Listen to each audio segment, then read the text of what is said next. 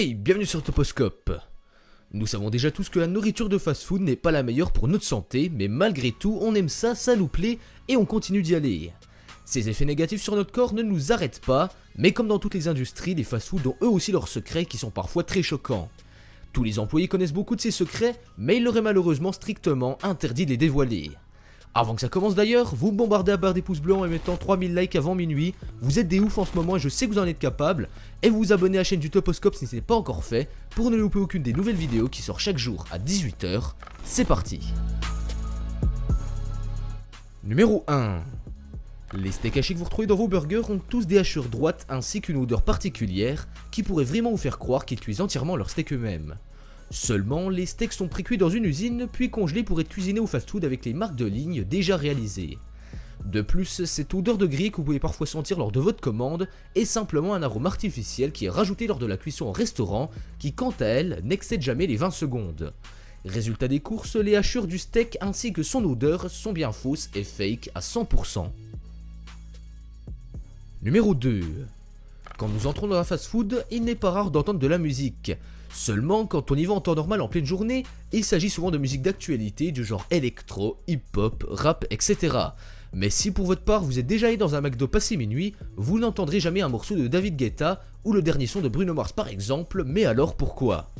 C'est tout simple en fait, au lieu de passer de la musique où on peut s'ambiancer, les restos vont mettre des morceaux de musique classique qui ont pour but d'apaiser et calmer les clients qui à cette heure-ci, et surtout dans les grandes villes, sortent souvent de boîtes de nuit et sont donc vraiment alcoolisés. Le but c'est donc d'aider plus facilement les gens à dessouler après une grosse soirée et éviter par la même occasion des dégâts dans les restaurants.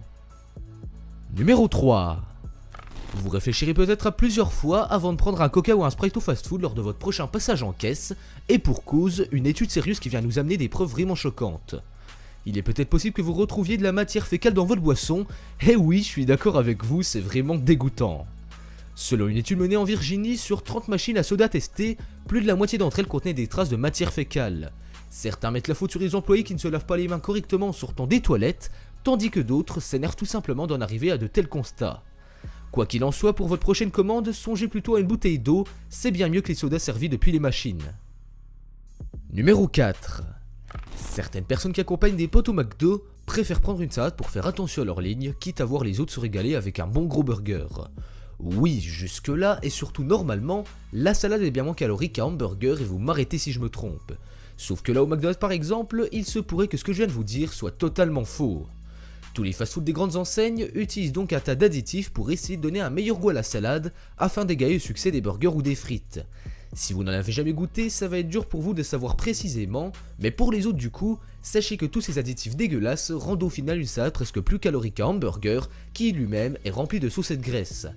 Au final donc, et si l'on suit cette logique, pour faire un régime chez McDo, mieux vaut prendre un gros burger plutôt qu'une salade, et c'est vraiment juste n'importe quoi. Numéro 5. En fait, c'est bien souvent notre cerveau et pas notre estomac qui commande notre faim lorsqu'on est affamé, et c'est ce que je vais tenter de vous expliquer. Tous les grands fast-food travaillent en étroite collaboration avec des psychologistes reconnus qui vont aider à attirer et surtout affamer le client.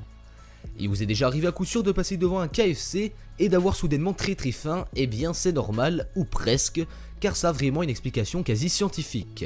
Ces psychologistes, à l'aide de designers, travaillent sur les logos et façades de boutiques, car ils savent d'après des études que certaines couleurs plus que d'autres provoquent en nous plus facilement l'envie de manger quelque chose immédiatement.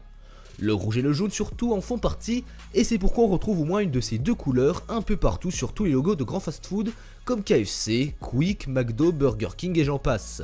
Sachez donc que ce n'est pas une coïncidence et que tout le monde en interne est au courant de ces pratiques douteuses pour vous faire craquer à tout prix, et la preuve encore une fois, on ne nous dit pas tout.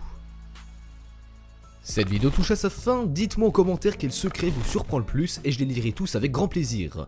Pour aider le Toposcope, vous mettez un pouce bleu, vous partagez la vidéo à tous vos potes et surtout vous vous abonnez à la chaîne pour ne louper aucune des nouvelles vidéos qui sortent chaque jour à 18 h. Et quant à moi on se donne rendez-vous demain, même endroit, même heure pour une nouvelle vidéo. Ciao ciao.